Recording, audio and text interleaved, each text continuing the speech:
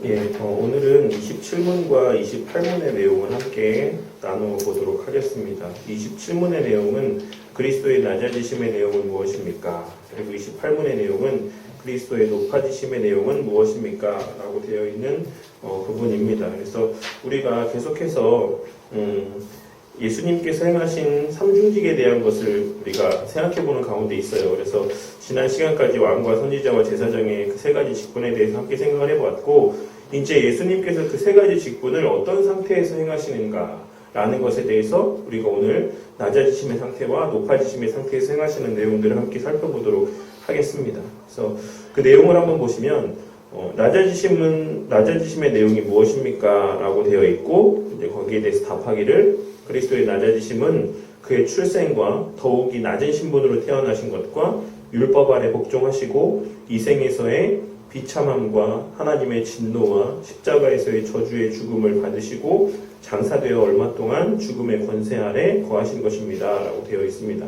그리고 그리스도의 높아지심의 내용은 무엇입니까? 라고 되어 있고, 그리스도의 높아지심은 사흘 만에 죽음 가운데서 다시 살아나신 것과 하늘로 올라가신 것과 하나님 아버지의 우편에 앉아 계신 것과 마지막 날에 세상을 심판하러 오시는 것입니다. 라고 되어 있죠. 그래서 예수님께서 성육신에서 오신 것 자체가 예수님의 비하예요. 낮아지심. 그리고 예수님께서 이제 부활하시고 승천하시고 다시 심판하러 재림하시는 그 모든 것이 예수님의 높아지심의 영역 가운데 속하는 그러한 사역의 내용들이다라고 할 수가 있습니다. 그래서 그 내용을 이제 두 개로 나눠서 낮아지심과 높아지심에 대해서 생각을 해보자면, 먼저 첫 번째 낮아지심에서 첫째 단계는 예수 그리스도의 성육신입니다. 그래서 예수님께서 인간의 몸을 입고 이 땅에 오셨다라고 하는 것 자체가 갖고 있는 의미, 가치, 그것에 대해서 우리가 좀 깊이 있게 좀 생각해 보시는 성도님들이 되었으면 좋겠어요. 그러니까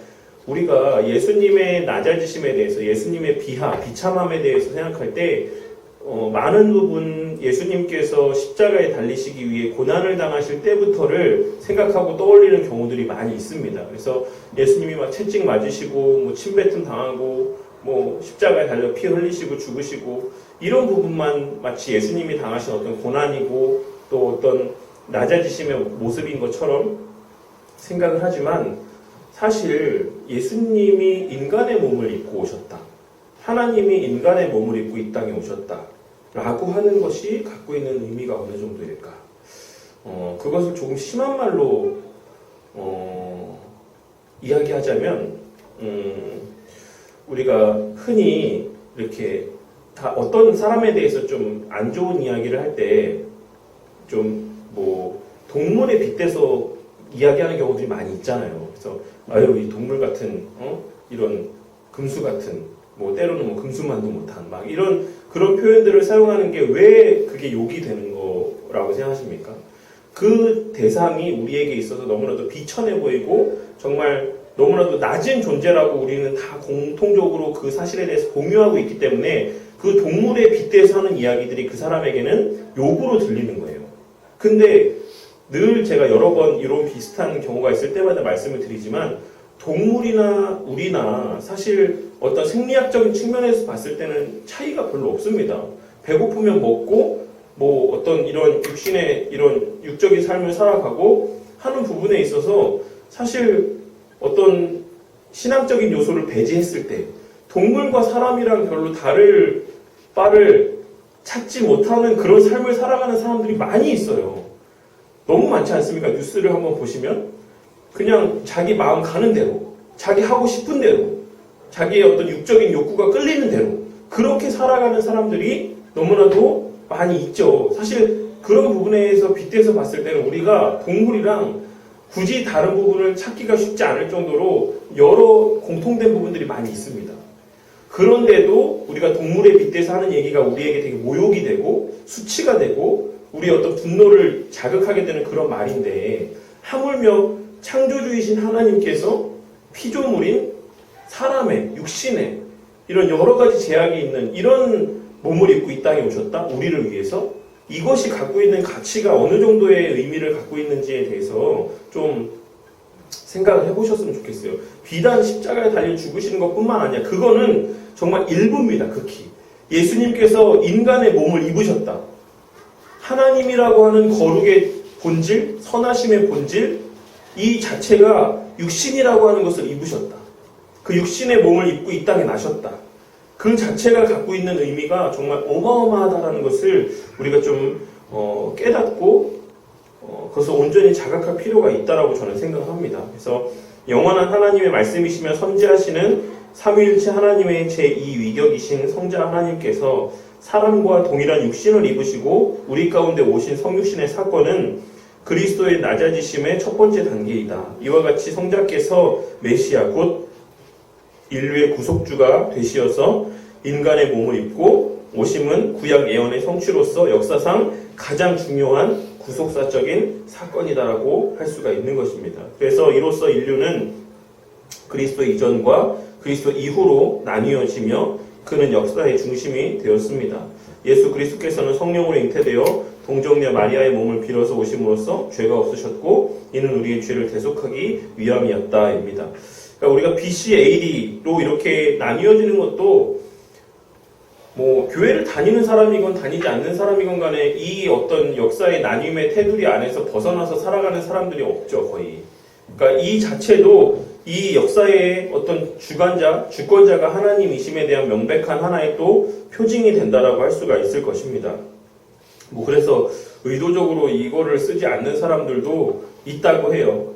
일부의 사람들 가운데는 나는 이것과 아무 상관이 없다라고 해서 별도의 막 그런 것들을 이렇게 연도 이런 표기들을 사용하는 사람들도 있는데 사실 그게 일반적인 것은 아닌 것을 우리가 잘 알고 있고 일반적으로는 이 모든 AD와 BC의 테두리 안에서 이런 구분 안에서 살아가고 있다는 것 자체도 세상 역사의 주관자가 누구이신지에 대한 하나님의 나타내심의 하나의 방편이라고 할 수가 있는 것입니다. 특히 예수님께서 이 땅에 태어나실 때에 일반 사람들의 탄생보다도 더욱 비참한 상태로 말구유에서 탄생을 하심으로써 그 낮아지심의 특성을 극적으로 보여주며 또한 많은 사람을 섬기러 오신 그의 성육신의 목적을 그 태어나신 그 상황을 통해서도 나타내 보여주고 있다는 것입니다. 사실 우리가 말구유라는 것이 오늘날에도 뭐 사실 그렇게 깨끗하지 않죠. 말구유라는 그 자체가. 근데 2000여 년 전에 말구유라고 하는 그 장소가 뭐 얼마나 사실 위생적으로도 깨끗하지 못하고 그런 많은 비참함의 어떤 대명사와 같은 장소였겠습니까? 그런데도 예수님께서 그곳에서 태어나심을 통해서 예수님께서 왜 이 땅에 오셨는가? 예수님의 이 땅에 태어나심의 본질이 무엇인가? 라는 것을 극단적으로 나타내 보여주셨어요. 근데 그럼에도 불구하고 그리스도인들이 하나님의 자녀라고 하는 사람들이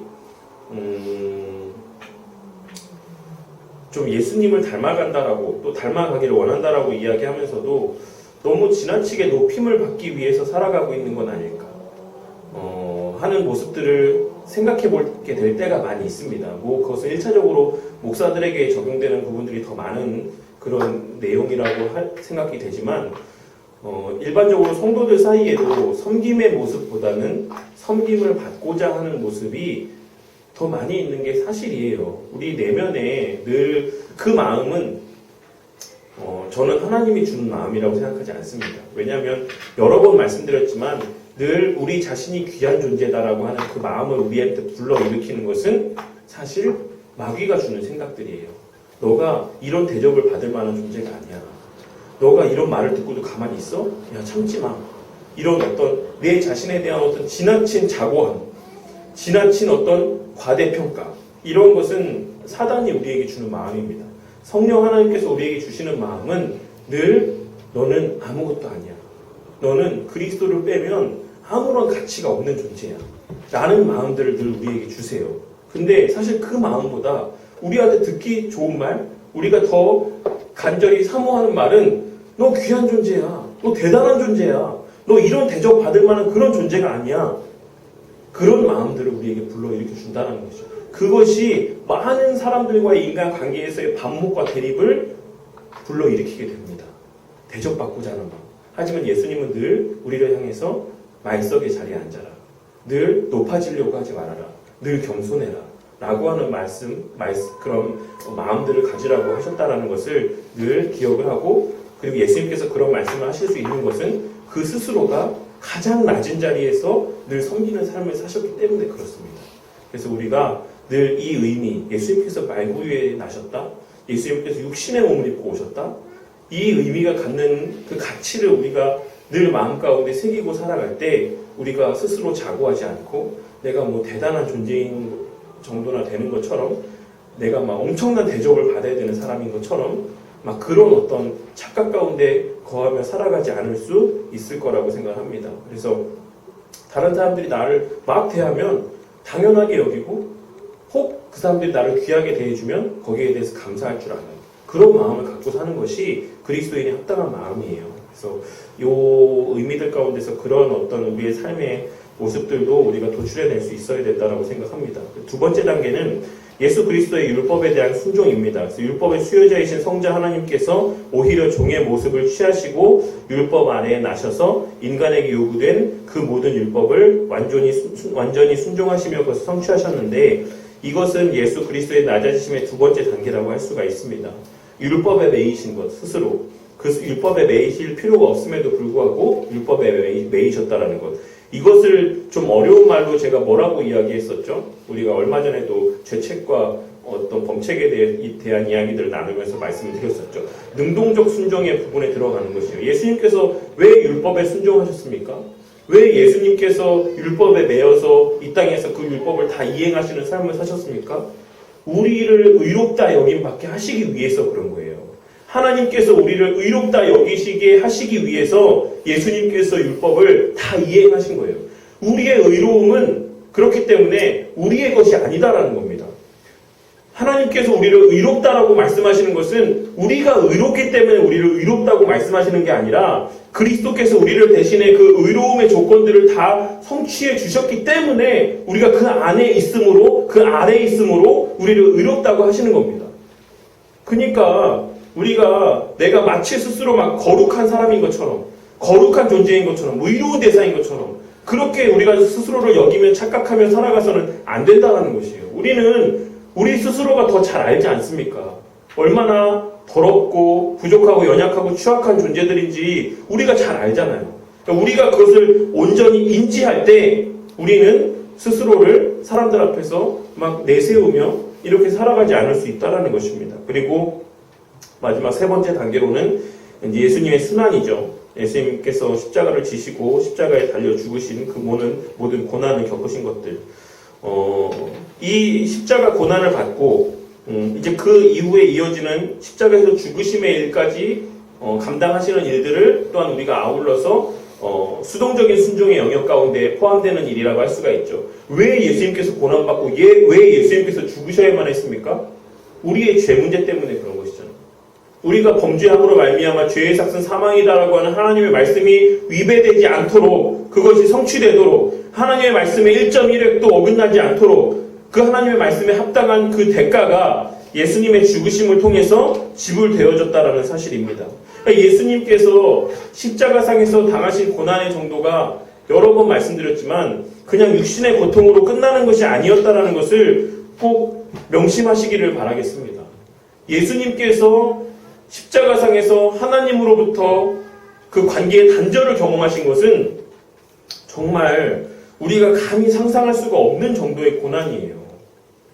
제가 여러 번 예를 들어서 말씀을 드렸지만 우리가 정말 친한 사람, 뭐 결혼한 사람에게 있어서는 그게 부부관계가 될 수가 있을 거고, 결혼하지 않은 사람에게 있어서는 가장 내가 친하다고 여기는 어떤 그런 친구관계의 이런 인간관계 안에서 그 사람과 불화를 겪을 때, 그 사람과 관계가 반목했을 때, 단절됐을 때, 거기서 오는 어떤 스트레스와 아픔들에 대해서 우리가 한 번쯤 얼핏 뭐 부분적으로나마 경험해 본 적이 있을 거라고 생각을 해요.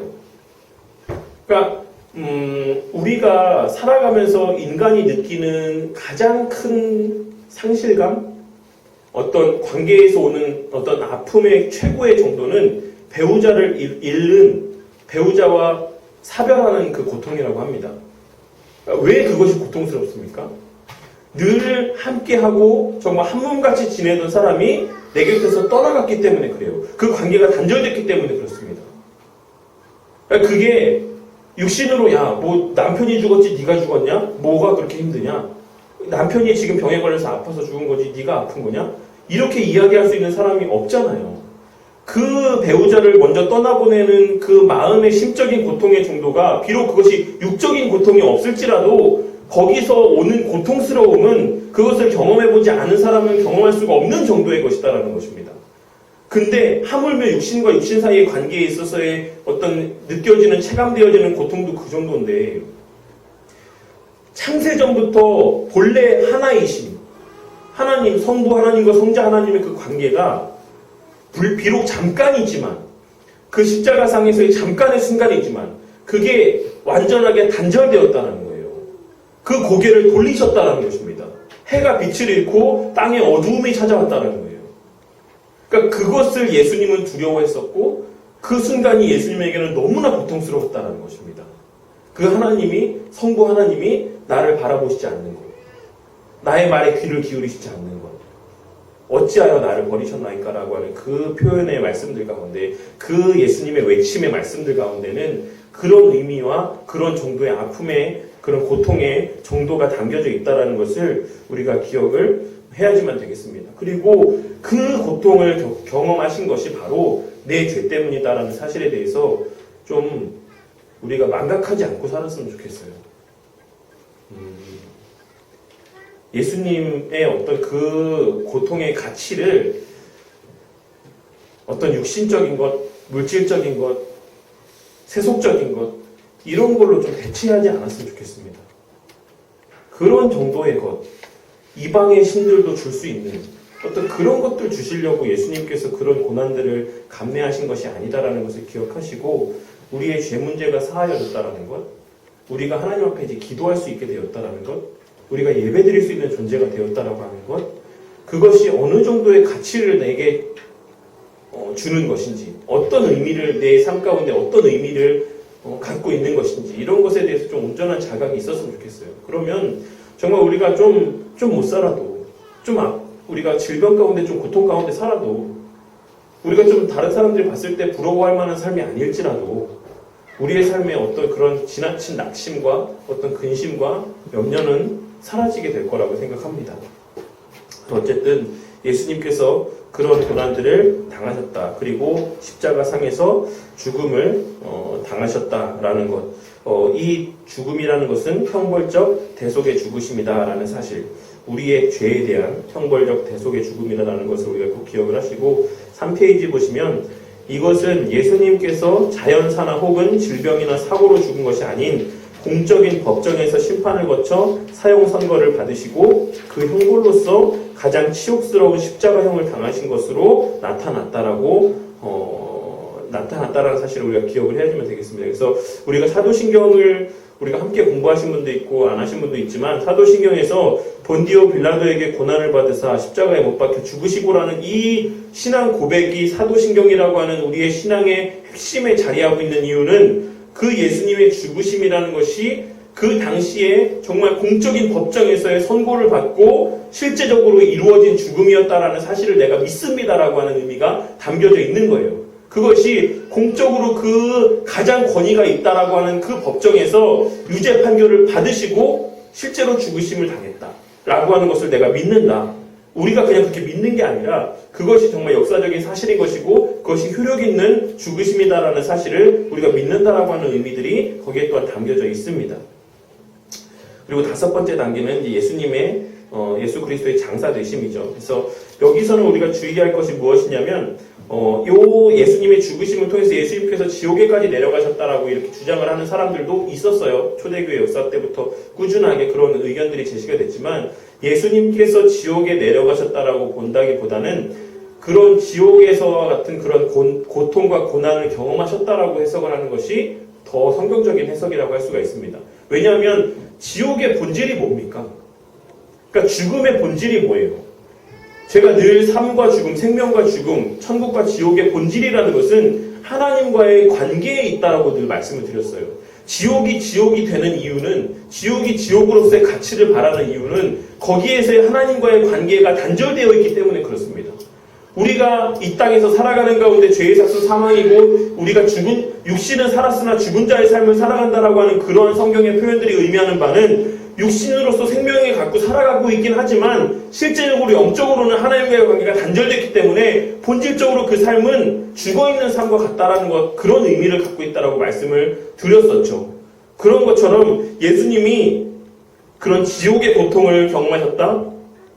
지옥의 어떤 그런 체험을 하셨다라는 것은 앞서 말씀드린 것처럼 그 하나님과의 관계의 단절함을 체험하심으로 말미암아 지옥에서 겪는 그 고통의 정도를 예수님께서 체휼하셨다라는 의미를 나타내 보여주는 표현이라고 할 수가 있는 것입니다. 그래서 예수님께서는 정말 인간이 경험할 수 있는 모든 고통, 인간이 날 때부터 유아 시절부터 죽음의 순간에 이르기까지 겪는 모든 인간의 감정적인 고통들과 육신의 모든 고통들을 다 몸소 체휼하신 분이다라는 의미를 담고 있습니다. 그래서 예수님께서 우리를 위해서 대신해서 기도하실 때 그 기도가 가치가 있고 의미가 있고 효력이 있고 힘이 있는 거예요. 왜냐하면 그거를 경험하셨기 때문에 아시기 때문에 그래요. 우리가 어떤 마음으로 기도를 하는지, 우리의 기도하는 우리의 심정의 상태가 어떠한지, 우리 탄식만으로도 예수님께서는 그 탄식 가운데 담겨있는 그 모든 의미들을 알고 그 온전한 의미대로 성부 하나님께 기도할 수가 있으시다는 것입니다. 왜냐하면 우리의 모든 것을 예수님께서 체휼하셨기 때문에.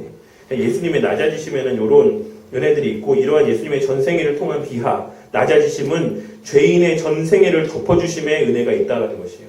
날 때부터 죽을 때까지 우리의 모든 죄, 우리의 삶의 부분에 있어서 예수님께서 이 땅에서 그 어머니, 육신의 어머니의 자궁에서 착상이 되고 거기서 잉태가 돼서 출산이 되고 그리고 죽으심에 이르기까지 인간이 이 땅에서 경험하는 모든 시간들을 예수님도 똑같이 경험하셨기 때문에 우리의 전생에 있어서 예수님의 은혜가 덮이지 않는 부분은 존재하지 않는다는 것이죠.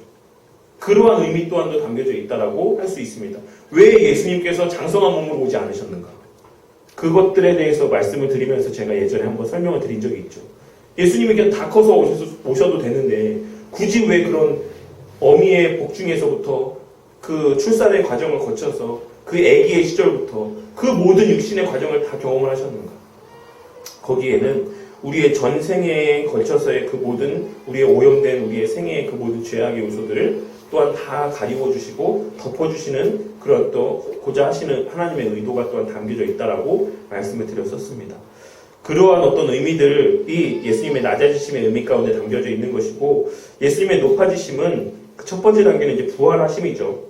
예수님께서는 우리의 죄를 대신 지시고 십자가에서 죽음을 당하셨으나 그것이 그의 대속사역의 마지막은 아니었습니다. 그는 죽음의 권세를 깨치시고 죽은 자 가운데서 부활하시어 3일 만에 다시 살아나셨는데 이것이 그의 높아지심의 첫 번째 단계라고 할 수가 있습니다. 오늘날에도 예수님께서 부활하신 것이 아니다라고 이야기하는 사람들이 많이 있지만 어쨌든 예수님이 부활하셨다라는 것은 분명한 역사적인 사실이다라는 것에 대해서는 의심의 여지가 없다라고 할 수가 있을 것입니다. 그리고 두 번째 단계는 예수님의 승천하심, 부활하신 후 40일 동안 땅 위에 거하시다가 하늘로 올라가셨습니다. 이것은 장소적 이동을 의미함과 동시에 예수 그리스도께서 이 땅에서 받으셔야 될 모든 영광과 존귀하심이 보다 완전하고 충만한 상태로 변화되었다라는 것을 또한 의미하는 그런 의미들이 담겨져 있습니다. 그래서 예수님께서 모든 이들이 보는 앞에서 들려 올라가셨죠. 근데 우리가 여기서 또 하나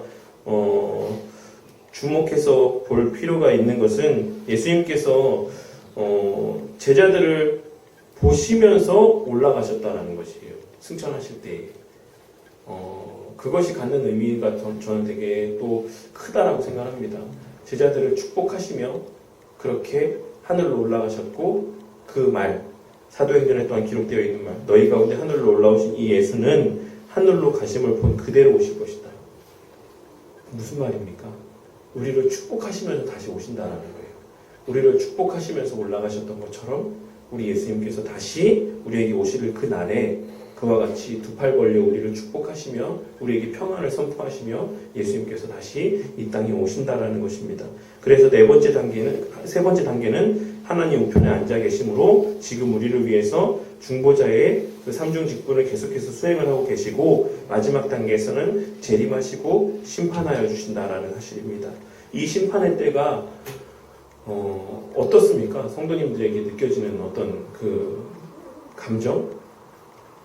좀 제가 좀 안타까운 거는 많은 사람들이 심지어는 교회를 다니는 사람들에게 있어서도 예수님의 재림의 때가 마치 어떤 공포스러운 때인 것처럼 되게 막 두려운 때인 것처럼 피해야 될 때인 것처럼 마치 지금 오지 않았으면 하는 때인 것처럼 그렇게 인식되어지고 그렇게 여겨지고 그렇게 다뤄진다라는 것이 너무나 안타깝습니다.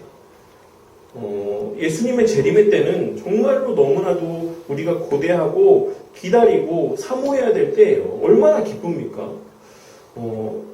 엊그저께인가 다큐멘터리를 이렇게 보는데 그게 어느 지역인지 모르겠지만 정말 너무 예쁘더라고요. 정말 자연이라는 이 하나님이 창조하신 이 자연이 정말 어떻게 이런 색깔이 나타나고 정말 이런 자연이 어떻게 이게 있을까? 사람이 아무리 노력을 기울여서 뭐를 만든다라고 해도 정말 이 자연의 아름다움에 비하면 아무것도 아닌 것을 우리가 종종 가서 뭐 눈으로 보든 뭐 다큐멘터리를 통해서 보든 아니면 하다못해 집안에서 꽃 한 송이를 봐도 우리가 그런 것들을 느낀단 말이죠.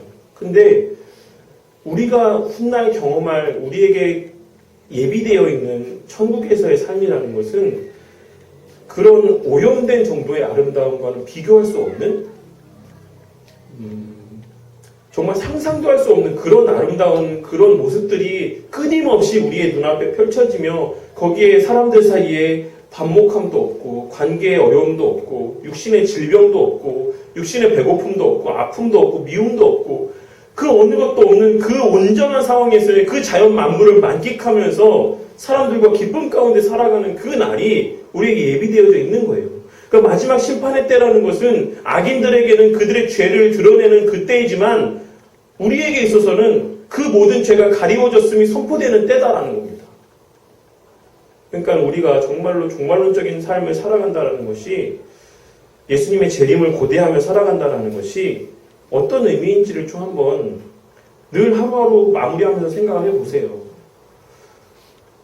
내가 지금 이렇게 안달복달하면서 추구하고 있는 가치 그런 것들이 정말 내 삶에 있어서 어느 정도의 실제적 가치를 차지하고 있는 것일까? 내가 오늘 당장 주님이 나를 부르신다라고 하면 지금 내가 정말 아둥바둥하고 있는 것들이 정말 얼마나 큰 가치가 있는 것인가? 그리고 그것이 하나님한테 또 어떤 의미가 있는 것일까? 그런 것들을 매일매일 하루의 삶을 마무리하면서 한번 돌아보시기 바랍니다. 그러면 우리가 좀 더 하루를 의미 있게 쓸 수 있고 좀 더 우리가 하루를 가치 있게 그렇게 살 수 있어요. 좀 더 내 편에서 가치 있게 여겨지는 삶이 아니라 하나님 편에서 가치 있게 여기시는 삶. 내가 오늘 하루 이 일에 정말 목숨 걸고 살다가 내가 죽었을 때 하나님께서 부르셨을 때 부끄러움 없이 하나님 앞에서 저 하나님 너 뭐 하다 왔니? 라고 이야기했을 때 하나님 저 이거 하다 왔어요. 라고 이야기했을 때 그것이 부끄럽지 않는 그런 하루하루의 삶을 우리가 살아야 되지 않겠습니까? 그것이 정말 주님의 재림을 고대하며 그 마지막 날을 고대하며 살아가는 삶이 되는 거예요. 근데 우리가 그 재림을 고대하지 않는다는 것은 어찌 보면 우리가 그 재림에 합당한 삶, 하루하루의 삶을 살고 있지 못하기 때문이 아닐까? 그 스스로도 그것을 알고 있기 때문이 아닐까? 라는 생각을 해보기도 합니다. 내가 지금 내 주어진 시간들을 이 일들을 위해서 지금 살고 있는데 하나님을 위해서 뭐 제대로 된 일도 못했는데 주님 지금 오시면 안 되지 않는가? 그걸 알면 그 아는 바의 일을 위해서 우리가 살기 위해 애를 써야죠. 우리의 시간이 얼마나 있을지 아무도 모르잖아요. 오늘 이 하루도 이 지금 우리가 예배를 드리고 이 평안의 때를 보내는 이 시간에도 전 세계에서 엄청나게 많은 수의 사람들이 코로나라고 하는 질병 때문에 목숨을 잃고 있습니다. 이건 그냥 별개의 세상의 일이 아니라 동시대를 살아가고 있는 그런 사람의 일이에요. 지금 미국과 같은 나라에서는 이 질병의 문제로 전쟁 같은 삶을 다 살아가고 있습니다. 우리의 육신의 삶이라는 것이 정말 아무것도 아니에요. 우리가 정말로 주님의 재림을 기대하며 살아가고 있는가? 그리스도 안에 거하는 삶을 살아가고 있는가? 정말 그리스도의 인에 합당한 가치를 추구하며 살아가고 있는가? 그런 것들을 우리가 좀 생각해 볼 필요가 있습니다. 마지막 4단계 예수님의 높아지심의 궁극적인 정점에 있는 사건은 마지막 때 예수님께서 정말 올라가신 모습 그대로 우리에게 평안을 선포하시며 정말 당신의 자녀들을 맞이하기 위하여 이 땅에 재림하시는 그때 그 모습, 그리고 그 보좌 우편에서 정말 그 심판을 우리를 향해서 선포해 주시는 그 모습, 그것이 바로 예수님의 높아지심의 정점에 있는 그 모습이다라는 것을 우리가 기억을 하고, 우리가 그 통치 아래에 있다라고 하는 것, 그 권세 아래에 있다라고 하는 것, 그것에 대해서 늘 감사하며 살아가는 우리 성도님들이 되시기를 바라겠습니다. 네, 그래서 예수님의 죽으심과 부활하심, 낮아지심과 높아지심이 갖고 있는 의미는 그냥 예수님 십자가를 달리시고 그냥 죽으시고 부활하시고 승천하시고 다시 오시겠다, 그냥 이렇게 그냥 표면적으로 훑어보고 넘어갈 수 있는 정도의 가치를 갖고 있는 그런 모습들이 아닙니다. 실제로 우리의 삶에 있어서 지대한 실제적인 영향을 미치는 그러한 어떤 의미들을 갖고 있는 것이고, 우리의 전 생애를 송두리째 바꿔놓을 수 있는 그런 의미를 갖고 있는 사건들이에요. 근데 이것과 무관한 삶을 살아가는 모습들이 우리 가운데에 너무 많이 있는 것 같을 때가 있습니다. 저를 비롯해서 모든 사람들이 예수님이 죽으심과 아무 상관이 없는, 예수님의 성육신과 아무 상관이 없는, 그저 그런 무관한 삶을 살아가는 예수 믿지 않는 사람들과 별반 다르지 않는 그런 삶을 살아갈 때가 많이 있는데, 우리가 오늘 이 시간에 이 말씀의 내용들을 좀 기억을 하면서 오늘 당장 오늘부터라도 하루를 마무리하면서 정말 그런 가치 있는 일들을 위해서 그렇게 살기 위해 애쓰고 수고하고, 또 말씀 보고 기도하고, 또 그렇게 또 회개하고, 또 죄사함 받고, 또 기쁨 가운데 그렇게 또 한 주의 삶을 살다가 또 다음 주에 또 감사함으로 이 자리에서 마주하게 되는 그런 은혜가 있기를 바라겠습니다. 기도하겠습니다.